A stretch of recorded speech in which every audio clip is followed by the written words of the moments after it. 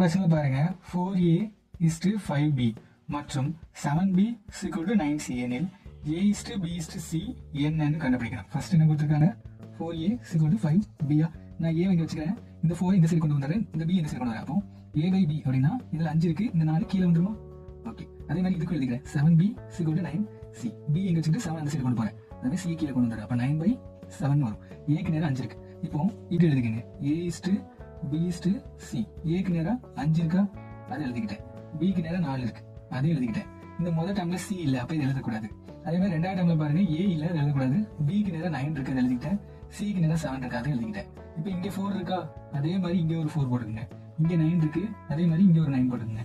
95 45 94 36 7 28. அப்போ வேல்யூ என்ன? ஆன்சர் என்னன்னு பாத்தீங்கன்னா 45 36 48. இதான் ஆன்சர்.